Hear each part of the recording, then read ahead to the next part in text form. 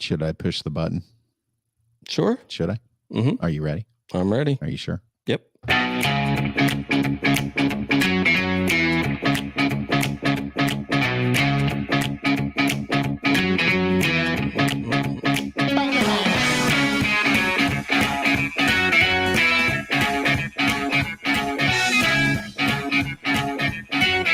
Oh, welcome to the Sports Porch Philadelphia. Here we are again, live all over the world on Facebook, LinkedIn, YouTube, Twitter, and yes, X. I'm sorry. You know what? I will. You're going to say that wrong for the rest of your life.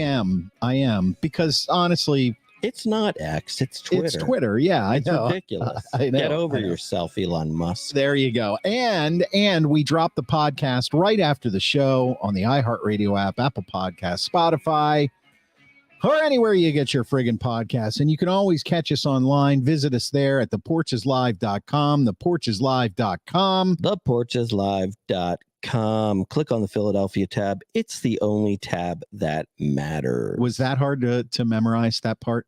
I think I've got it. Yeah, I think you got it down. I think I've got it now. Yep, you betcha. All right, Philadelphia, thank you for tuning in and listening. We are here. The Eagles are 2-0. 2-0, and I think that was expected. Yeah, don't you? I mean, it's a weird 2-0 because they really haven't played that well. You know, I just want to make a little segue here. I feel like the NFL season this year is kind of a weird first 2 weeks. Are you getting that vibe? A little bit. Like the fireworks just aren't as fireworky.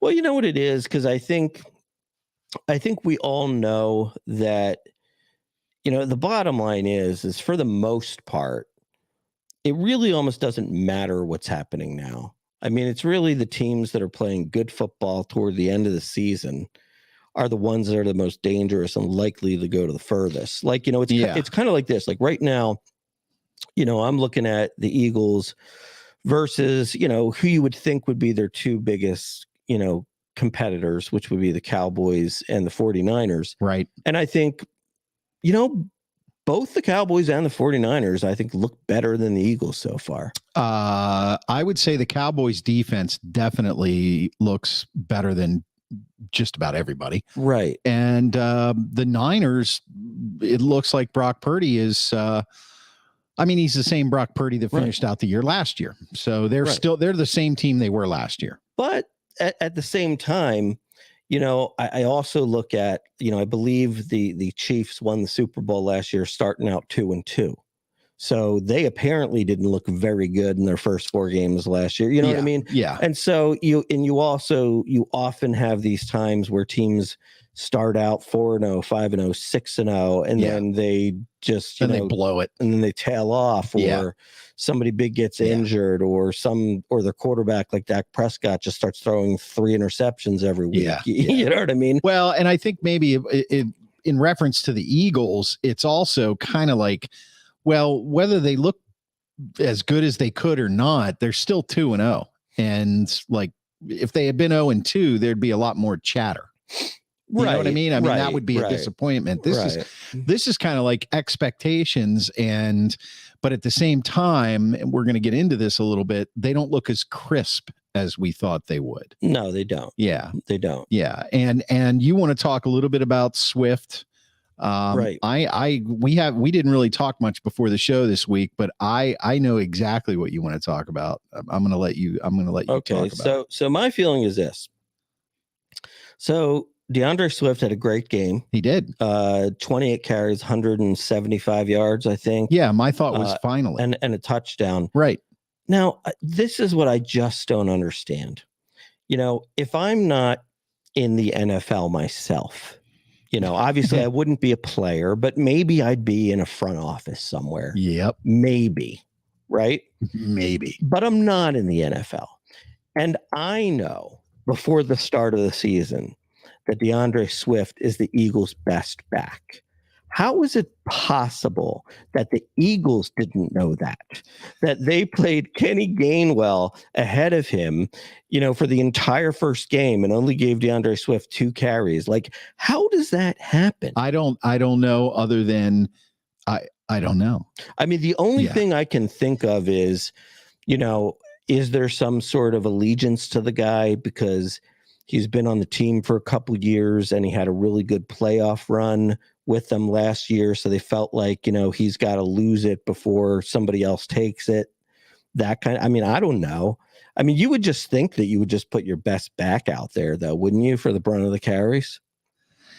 Yes.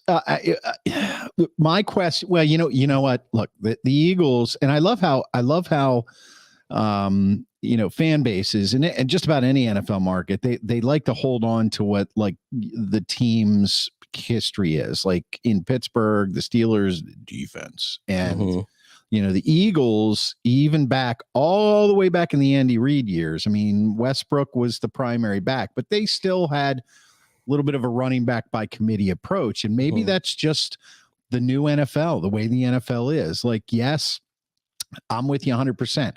First thing I thought of when they started running Swift and he started running swiftly. You like how I did that? That was fantastic. Yeah, wonderful. Terrible. Yeah. But the first thing I thought was, this is the guy.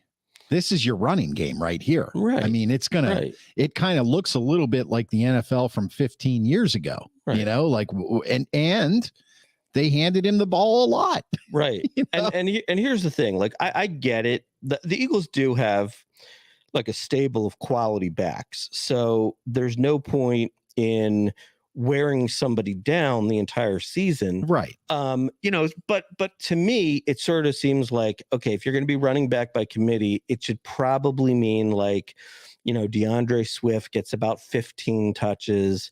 Let's say if Gainwell is the next back, he gets about 8. Boston Scott gets 3 or 4. You know what I mean? Like that's the way it should go. I think Jalen Hurts would be well served with a featured back. Yeah. And I think DeAndre Swift, small sample size with the Eagles so far, should be that back. And I'm not talking about running back by, to me, running back by committee is not 15 carries, 8 carries, 3 carries. It's like 22 carries, 7 or 8 carries, 4 or 5 carries. And now you've got, almost 40 runs in the playbook. Right. And that, I don't care that the NFL is a passing league now. You still have to wear defenses down. Oh yeah. I mean, the bottom line is that, especially when you've got a line as good as the Eagles, right? And almost every line that's really good is also always better as a run blocking line than a pass blocking, because they just fire off the ball and they just hit people. Right. When it's working as well as it's working, I mean, why not do more of it? Yeah. I mean, it just doesn't make sense. Like if we go back to one point in the game, right?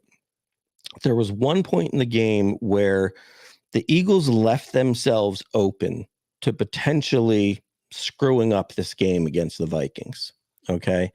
They were, I believe they were up by, it was something like they were up by 12 points, maybe something like that.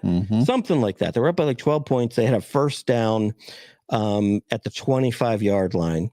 And then they had the touchdown to A.J. Brown that was called back. Yeah. And then they had the other one that could have been an interference, but it wasn't called.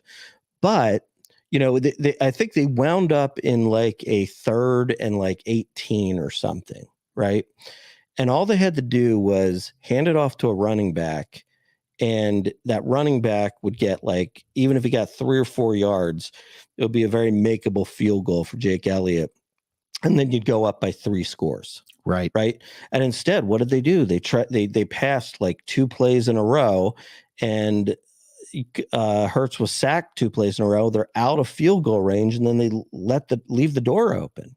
And it's kind of like, what are you thinking? Like they have not stopped this the entire game. Yeah.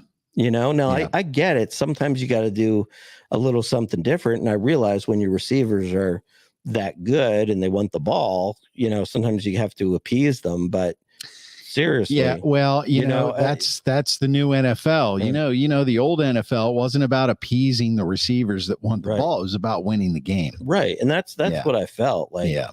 Obviously, you probably saw on TV the little spat that AJ Brown threw. Yes. Right. Yeah. Which I'll tell you what, though, the great news is that the Eagles have Jalen Hurts as their leader, because if that was T.O. and Donovan McNabb, it would have come to blows. It would be a crisis. Yeah. You know what I mean? Yeah. But Jalen Hurts is cool enough just to be like, yo, dude, I got you. You'll get your shots. Yeah. You know what I mean? Yeah. But at the same time, like, seriously, like, I honestly felt like they came out of that, and like it was on the next possession, it was like an obvious attempt to get some AJ Brown, yardage or touchdown. I know. And I feel like they put that before, let's just win the game and run the ball. Yeah, it's hard to watch that. And I agree with you. I also think the game planning and the analytics side of things play into a lot of things now. And the bottom line is, if you're watching live on social media, you can see I put in the ticker in the bottom. Should the Eagles use Swift more in the run game? My answer to that is yes. And I think it is yours too. Now, Pat on Track, who joins us on YouTube, says, so should I drop Gainwell? There's no truth in advertising. I'm not sure what the advertising. I don't know what the hell no truth in advertising. That's so Pat weird. Off Track. That is Pat Off. The first, but the first part was on track. Yeah, and that's I don't know, maybe. I mean, look, he's if he's going to be like your third back, I think it's good to have him. But he's not. You can't count on him. I wouldn't say he's a running back 1 by any stretch, or even a 2. Right. It just depends on how they use him as the season goes along. But yeah, and in talking about bitching to Andre Reed, Pat says was always bitching about not getting the ball enough. Yeah, sure. I mean, they did that back then. Sure. But they didn't appease them. They wouldn't say, you wouldn't say Marv Levy saying, okay, Jim Kelly, next 8 passes, you got to shoot them all towards Andre Reed. Marv Levy would tell the guy, shut up. Right. We're going to win the game. All right. And the other thing too, that the Eagles are dealing with is, look, they, in the first 2 weeks, they faced 2 very good defensive coordinators, and Bill Belichick and Brian Flores. Right. And amazing how Flores is making a difference. Right. He should have been the defensive coordinator of the Steelers. He should have been. Yep. Right. Yep. But look, so it's pretty obvious what folks are trying to do to slow down the Eagles. The Eagles are, they became last year like a great quick strike team, led the league in plays over 25 yards, plays over 50 yards, et cetera, et cetera. So what they're doing is they're playing like, 6 defensive backs, and they're basically saying, you got to nickel and dime us. You can't go over the top on us. Right. And so what you have, the way to beat that is to not try to do that. Right. It's pull them closer to the line. It's run. And then once you do it 20 times, then Devontae Smith can go right past this guy. Well, yeah. And they actually did that, and they used Swift, and they used him, very efficiently. Mm-hmm. So maybe maybe we'll talk about the next game after we go through some other stuff here, but maybe they'll turn the corner on that and they'll turn it around. And that's an adjustment for the Eagles, because, and we talked about them looking kind of flat, I wouldn't say it was completely flat, but the passing game, the dynamicness, right? Is that a word? Dynamicness? Well, yeah. I mean, like when you have games, when you have like Dallas Goedert has 4 catches for 29 yards and AJ Brown has 4 catches for 40 yards. Yeah. It's like, your fantasy team doesn't do as well as it should. What's going on here? That's what happens. But I think the bottom line is that the Eagles will make adjustments to that. Hurts will get better as the year goes on. And, so Steve says, do you feel like Hurts isn't as sharp as last year? Seems like he's not always hitting targets in stride. Yeah, I definitely think so. I mean, he's gotten off to a slow start. Yeah. And I think that's partly it's not playing in the preseason.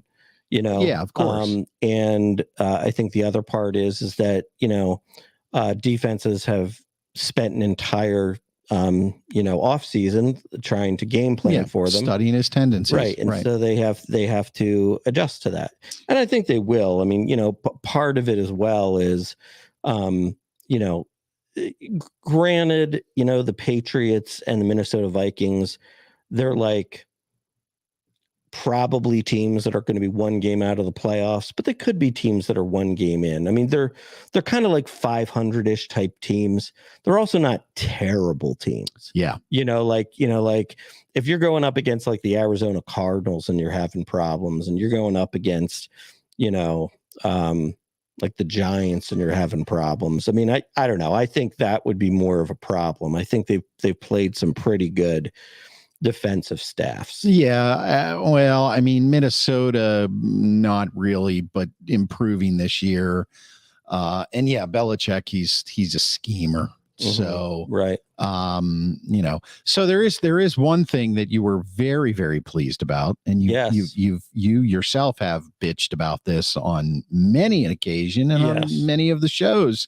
And that is they finally decided to make a change at punter. Yes, thank God. I cannot stand to watch Aaron Sipas screw up any more punts in my lifetime. Yeah. It's almost like if he gets it off, it's just like a line drive 30 yards down the field. Yeah. It's like so bad. Yeah. It's going to be interesting to see. Like we might actually be able to play a field position game with a punter. Wouldn't that be incredible? I mean, it's unbelievable. So hopefully the new guy will do pretty well. Believe it or not, interestingly enough, it's the guy who was competing with the Steelers punter this offseason. Oh, that's great. I think his name's Brandon Mann. Yeah. He's from Texas A&M, and he actually has been a punter in the league for 3 years. Yeah. And look, I mean, bottom line is, I think, he's got like an average of 46, 47 yards a punt. He does have a long of 72, probably means it rolled a bunch, but that always is the case when they're that long. But hey, all I need is for you to be adequate. Right. Just be average. Yeah. Just be average, and I'm happy. And they did figure this out before the punter lost the game for them. Right. Once in a while, when it takes that, it's kind of like, we could have had a different guy by now. So yeah, that's a good thing. I think up until this point right now, going back to your field position comment, the Eagles, even though they're coming out and they just don't look as crisp and dynamic and exciting as they did a year ago, it's also the expectation that they're going to look that way, because last year what happened was pretty much unexpected. So, this is kind of like a warm up here, and they're going to end up possibly having to play field position games now, because of the fact that defenses have adjusted and they're more aggressive, but they're not letting you go over the top, but they're more aggressive on the front line. So let's talk a little bit about injuries. Maddox is probably out for the year. So Maddox he's basically out for the year. He tore a pec, which basically means, like, if he's a miracle healer, he could be back at the end of December. And more likely he's not. And then maybe if he's like a second level miracle healer, like he's not Bryce Harper, playoffs, he could maybe be back at some point in the playoffs. So he's pretty much gone. So you realize, you got your nickel corner, your third corner, and that's really important in this passing league at this point. Yes. And he's really good. So that's a huge loss. I mean, right now you've got Nakobe Dean is out for another 3 more games. He's your middle linebacker. Yep. Foot injury. Yep. Right. You've got now Reed Blankenship's going to be back this week. So, you were losing your best safety. And, to be honest, I mean, the reason why and you had Bradbury out, your second Pro Bowl corner. So really the only guy they had playing in the secondary this past week was Slay. Yeah. and you're relying on guys like Terrell Edmonds, bless his heart. Yeah. He actually made a play. Bless his heart. He did make a He play. made a play, Yep. caused a fumble, out of the end zone. Yep. But the reality is that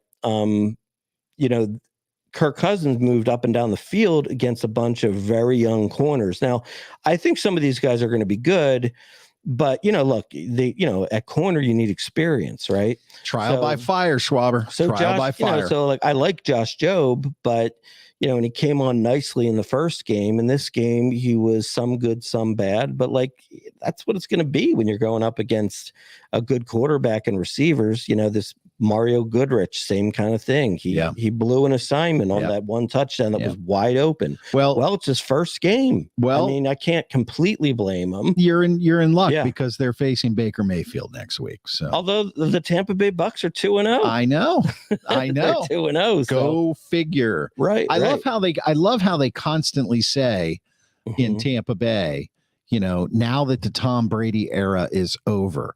He was there for 2 years. Right. That's not an era. Right. An era is like the previous 17 where he won 6 Super Bowls. So actually, interesting point. A lot of people are bringing this up this week. I'm interested to get your take. The play where Terrell Edmonds causes the fumble, and it's almost like the player, Justin Jefferson, he's stretching the ball out at the corner at the pylon. Right. It comes out of his hand beforehand, goes out of the end zone. Defense, gets the ball. Offense comes on at the 20. Right. A lot of people are saying they feel like that's one of the dumbest rules in football. I don't know if I do. I don't know if I do. What do you think? What do you think about that? And if so, how would you change it? I mean, essentially what they're saying is that why everywhere else on the football field, if you fumble out of bounds, you still keep the ball if the defense doesn't recover it.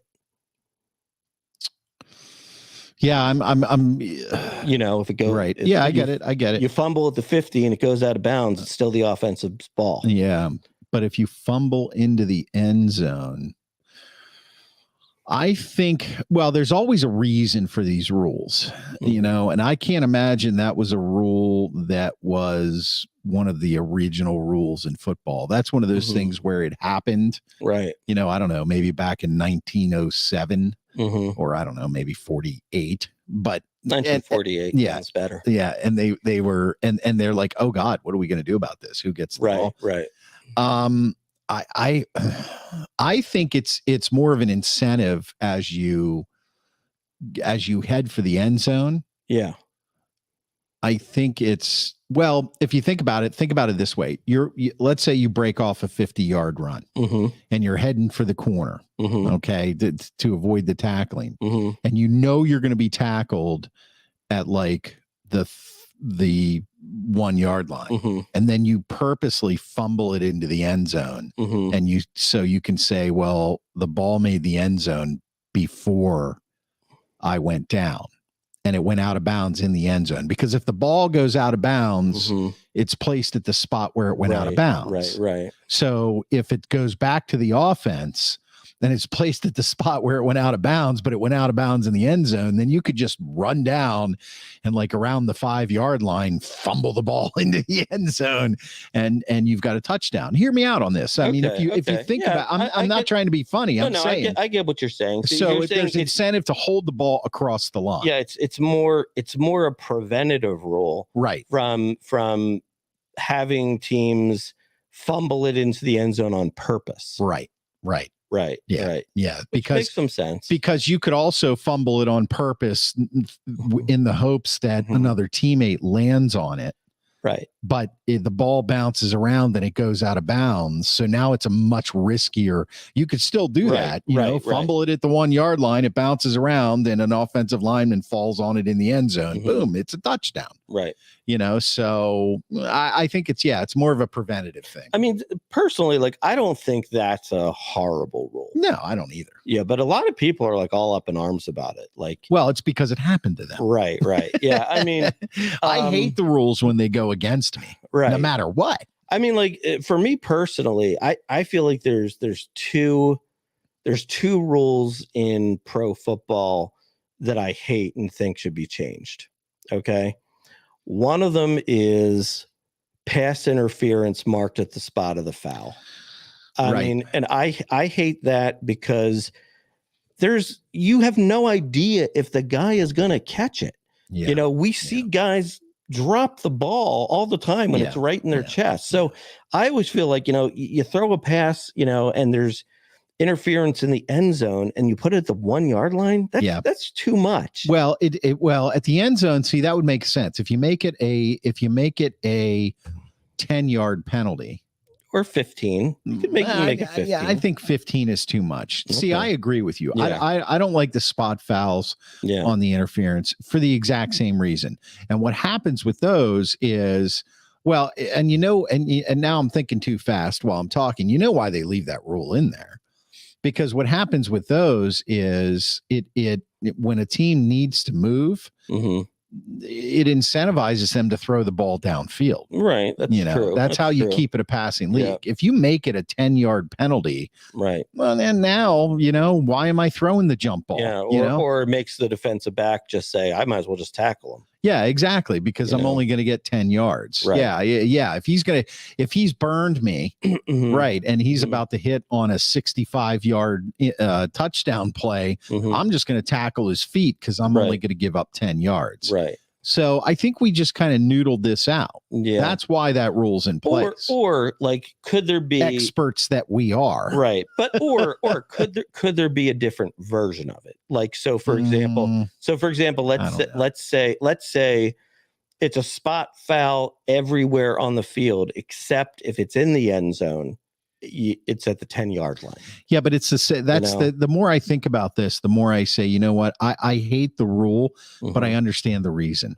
Okay. Because if it's not a spot foul, then you have to assign a yardage value to it. Well, even if you assign, so how many yards are you going to assign to it? Like if you make it 20 yards to keep the incentive to throw down the field, but then it's like you know, now if you call pass interference and it's within 19 yards, now they're getting something that's longer than they would have.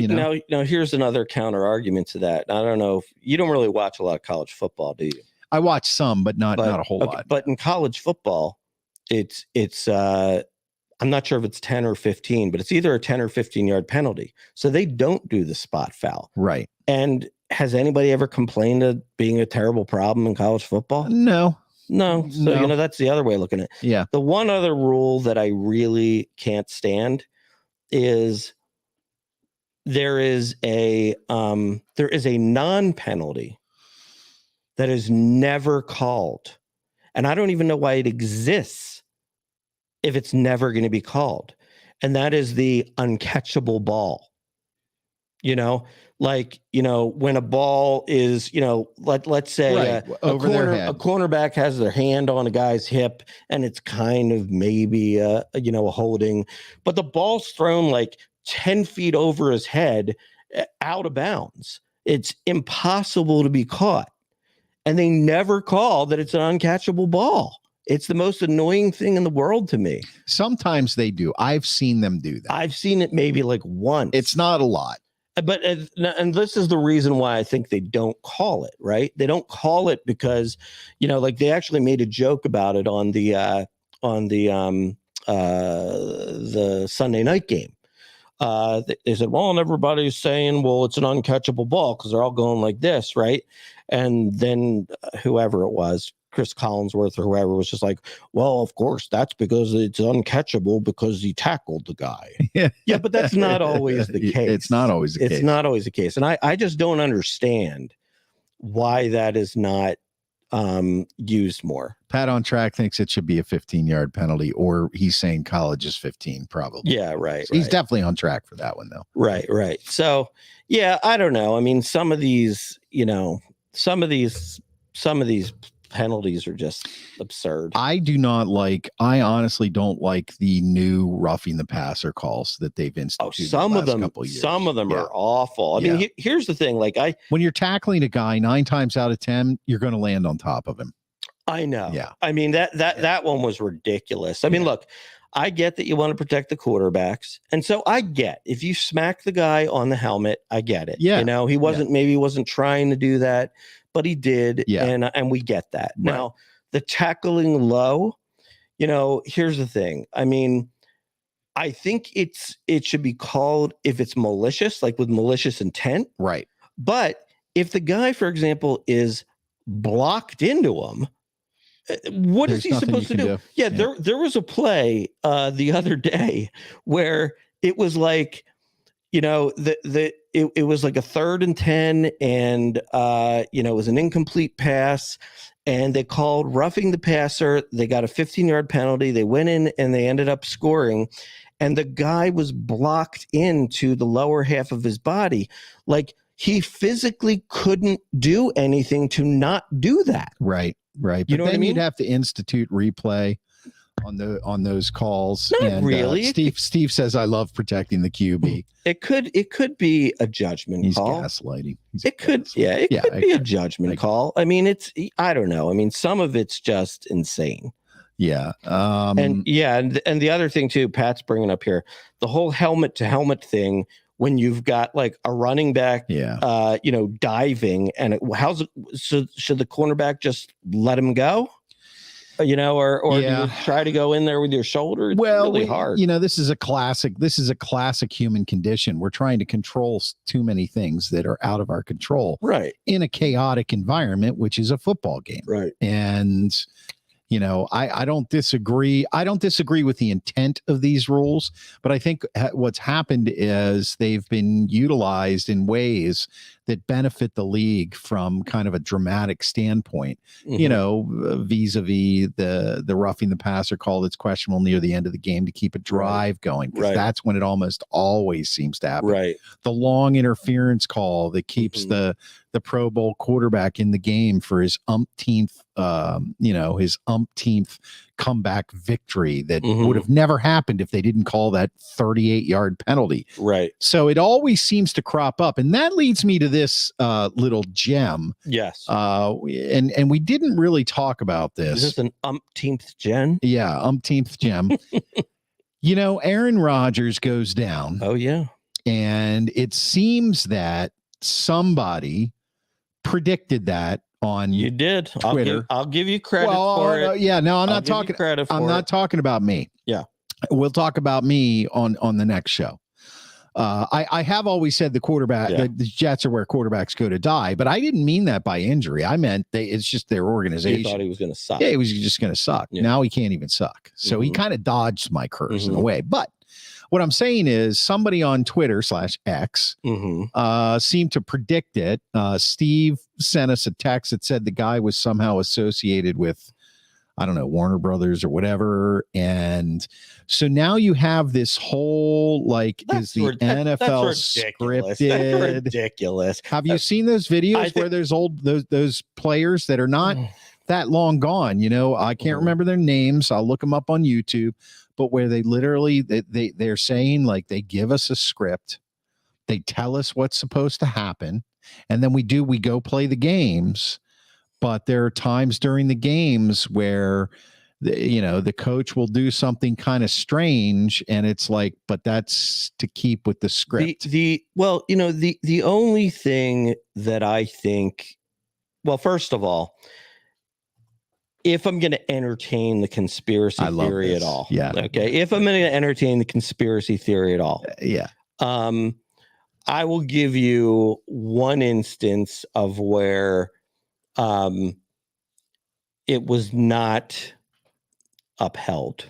Okay. Okay. So I think what happens is I do believe that if there's any conspiracy at all, it comes from the league talking to the officials about how to referee the game. Right. And, and I also think that goes into potentially the media, like the broadcasters, in terms of how they want the game to be called. And, what made me kind of think about it. Now, it didn't burn the Eagles, but the Super Bowl that they won against the Patriots, it was like every single time the announcers, the Eagles did something good, it was like the announcers were like, well, wait, hold up 1 minute. It was almost as if they were working the game to give you the Tom Brady comeback. That's what they wanted to happen. That's what the league wanted to happen. And they tried to get you there, but it just didn't happen. Right. You know what I mean? Right. But right. it came pretty close. Right. You know what I mean? Yeah. But yeah, I mean, I just think that sometimes that's the kind of stuff like even just think about last year, with the non-call on, or the call of holding on the Eagles. Did the NFL want Patrick Mahomes to step into that? Is he the next Brady? Could he get 7? Yes. Yes. Because that call wasn't called the whole game. Yep. But it was called to end the game. Yep. That's exactly right. Yeah. So you believe that was a conspiracy? I'm not saying I believe that was a conspiracy. There are other conspiracies that I actually do believe.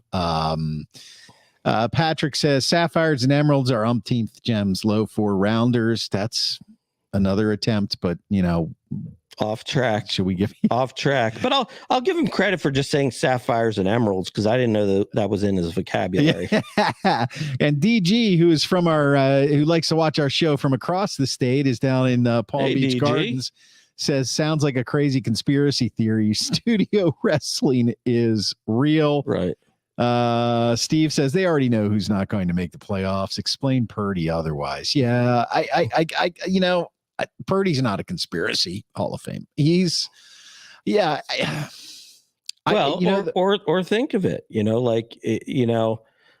well, no, I can't come up with a conspiracy for Purdy getting hurt. He was just hit really hard. Yeah. I think he was. Yeah, of course, and that would be the excuse then. Right. Yeah, that would be counterintuitive to your goal, which is that the Eagles are great. Right.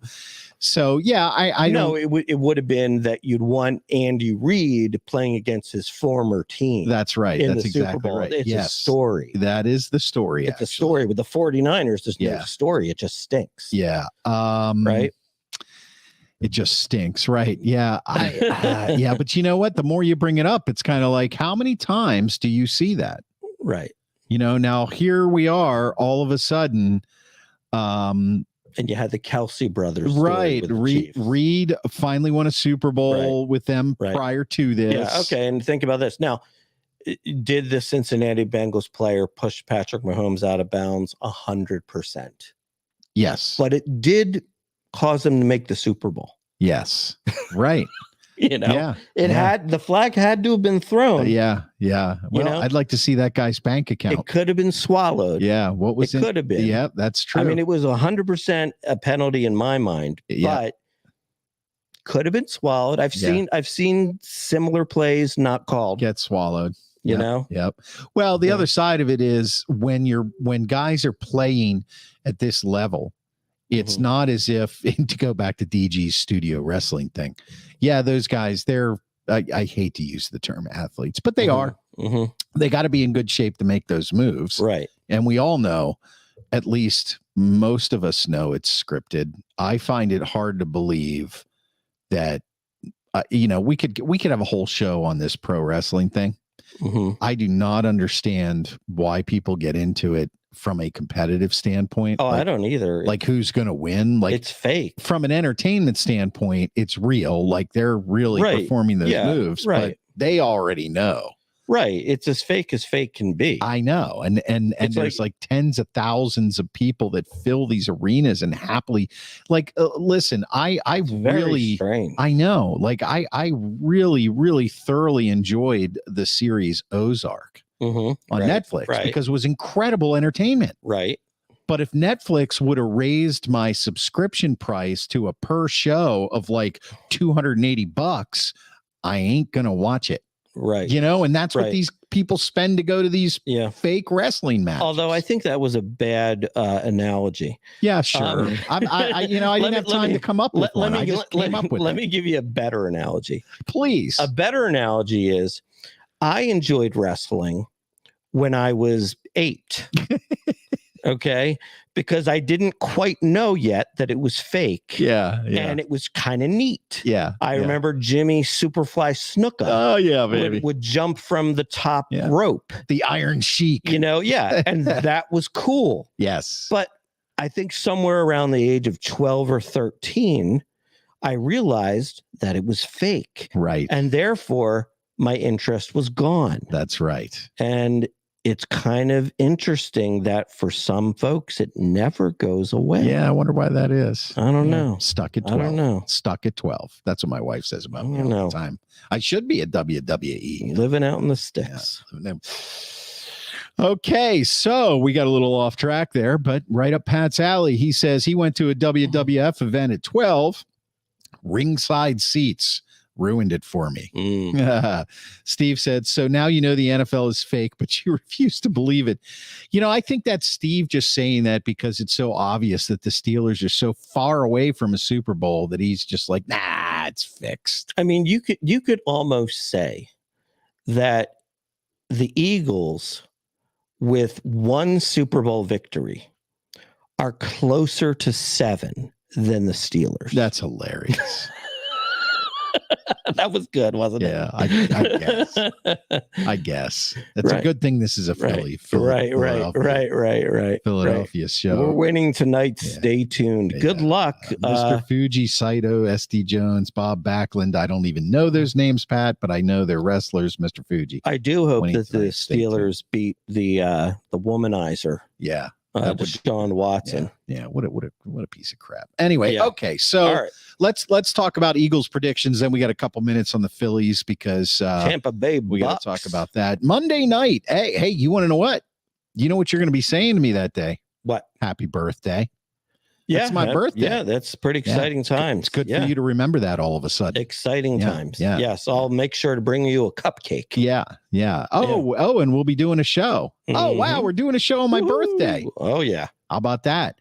I expect birthday wishes from all of you in Philadelphia. I would like a Curly's comfort food cheesesteak and wings. Delivered.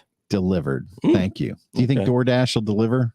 No, I don't. I think it's too far. It probably is. Yep. So, but we're going to be getting our own. When we head out there, which we have to talk about. So Tampa Bay, they're going into Tampa Bay.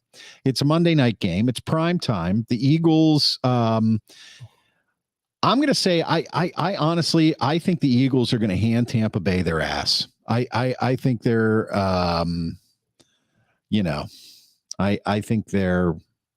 I think the Eagles are ready to play. I think Tampa Bay is a pretending team. I don't think their victories were very impressive, at least not to me. I think Mayfield is just excited that he's playing in Florida. And yes, it's a home game, but I don't sense that the Eagles are coming off of a high beating Minnesota. No, they're not. I think that their defensive line is really good. I think that drafting Jalen Hurts was Jalen Carter. Or excuse me. Sorry, Jalen Carter. Too many Jalen's. Yeah, I know. Go figure. Yeah. I think that drafting Jalen Carter was ridiculously smart. Nobody wanted him. Right. I mean, you know what? The next team might have taken him. Maybe. But what a move.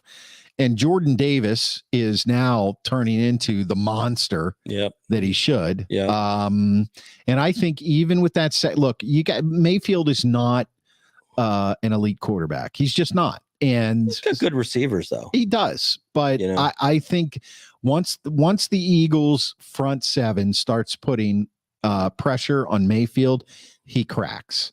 I don't remember what I picked them to do when we did our predictions, but coming off of this win in Minnesota, which kind of felt like except for the Swift performance. Right. I think the Eagles are going to win this game. I think they're going to win it outright. I think their offense is going to break out. I think their defense is going to sack Mayfield at least 5 times.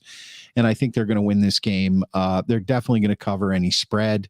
And I think they're going to win this game like 35-17. That's why I truly believe that. I think they're ready to go crazy because they expected to be better than they are. And they're 2-0. Thoughts? I think that they will win, but to be honest, they still have not really put together a good game yet, even though they're 2-0. Right. And I do believe that Tampa Bay is more pretend than anything else. Like, I don't think they'll be in the playoffs at the end of the year. No. So if they're not, you would think that this would be a game that they would lose. Right. Right. But I still have concerns just, with the young corners and, the no starting middle linebacker. So I am a little concerned. I mean, you couple the fact with the Eagles, while 2-0 are not playing that well. And you've got a team that's probably feeling really good about themselves at 2-0 in Tampa Bay, and they're at home on a Monday night. That's it's a tougher game than I would have thought it would be before the start of the season. True. And Baker Mayfield is kind of on a prove it. He's in a prove it year. If he can't make something out of this year, his time in the NFL is short. And I mean, really, like, Baker Mayfield is not terrible. No. He's not horrible. He's not horrible. I mean, he's like a middle, kind of like a middle type quarterback. Like, he's probably somewhere between like 15 and 18, Yeah, I don't know. And Steve says they got to keep pace with Dallas. They are for real. The Eagles, of course they do. And now, of course, they have to keep pace with the Commanders. Sure. Well, and the thing about Dallas that's who did Dallas play in week 1? They beat the Giants for like 30-0. Yeah. So while they've been dominant, they have beaten 2 of the worst teams in the NFL. Yes. Yeah, and the Jets are certainly one of the worst teams in the NFL without Aaron Rodgers. Well, you know how I feel about that. And it was crazy watching that Dallas game last night. There was one play that if it went a certain way, the Jets had a shot at winning that game. Yeah. Do you know what I'm talking about? The Sauce Gardner dropped pick 6. Yes. He picks that off, and they go up 14-10.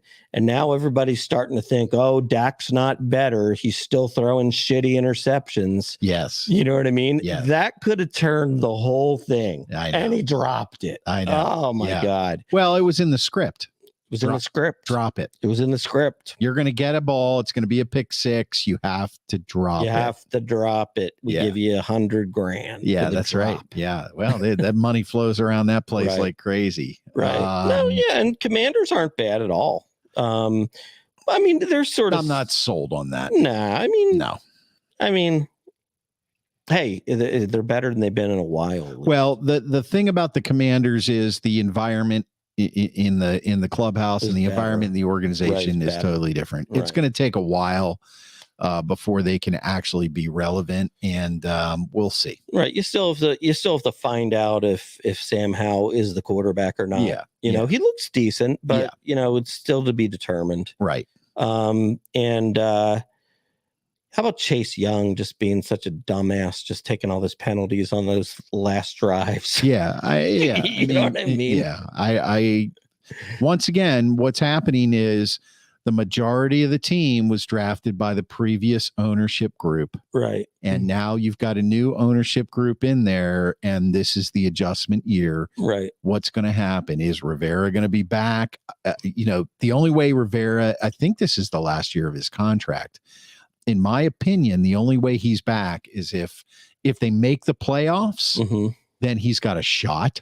Yeah. He may not be, but he's got a shot. If they go far into the playoffs or, God forbid, you win it all, then you don't have a choice.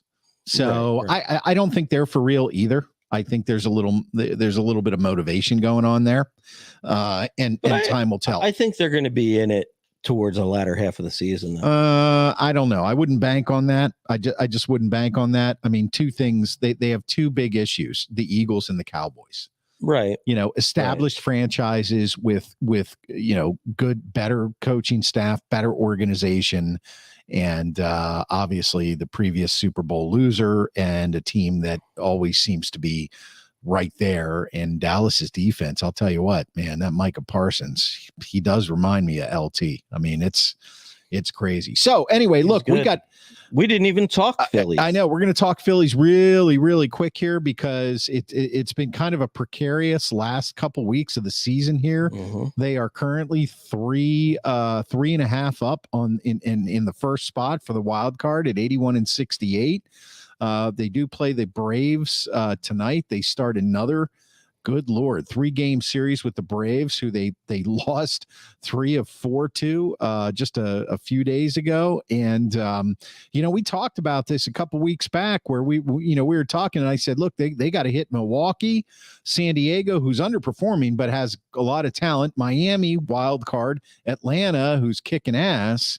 And, in those games, they were, let's see, 0-2, 2-2, 2-3, 3-3, 3-4, 4-4, 4-5, 4-6, 5-6, 5-8. They were 5-8 during that span, and then they won 2 out of 3 in St. Louis to be 7-9 for that gauntlet. Yeah, and they dropped 2 games. They were up by like 5.5, 6 games. No, on the first spot in the wild card. I think the most they were up was 5. Yeah, it was 5. Yeah, well, what I'm saying is that we didn't predict a doomsday scenario, but we were concerned about that gauntlet. Right. And now we have 3 in Atlanta. And hey, listen, there is enough time here. And know that they played, the Mets and the Pirates, who are not great teams right now. And it's the end of the year.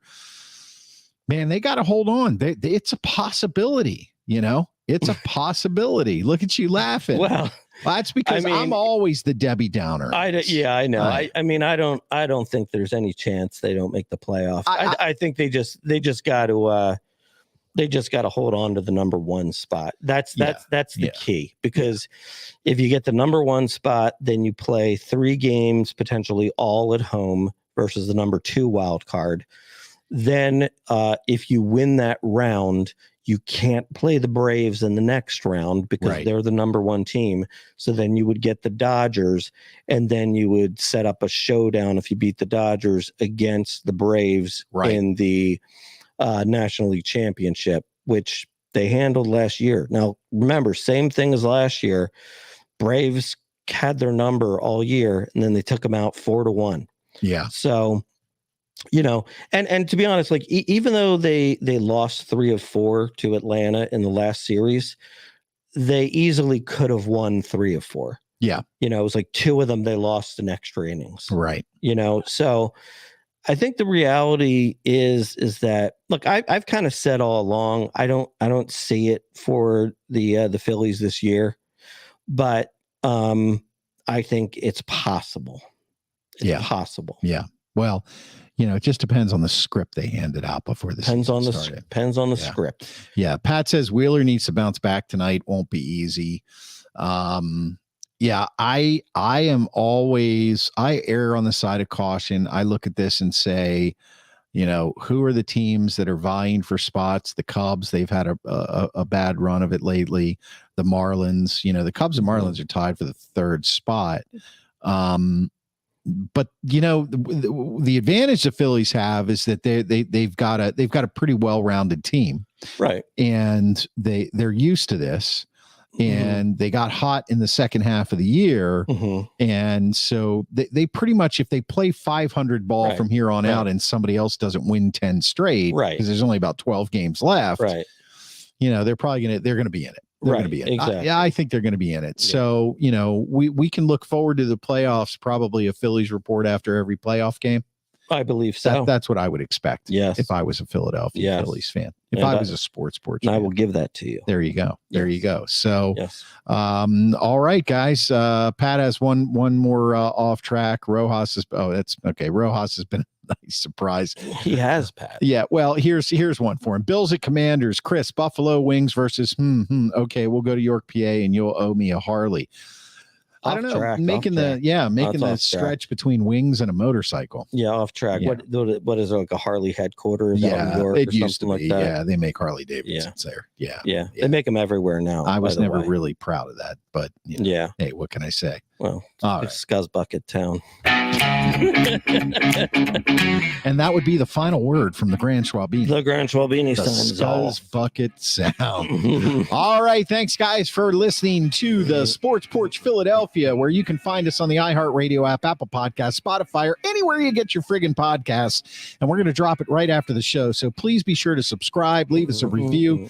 Thanks for watching us online all over the world on Facebook, Twitter, LinkedIn, X, YouTube. And you can always grab us on theporcheslive.com, theporcheslive.com. Theporcheslive.com. Click on the Philadelphia tab, the only tab that matters. I'm your technical director. And I am the Grand Schwabini. And I am out. We are out.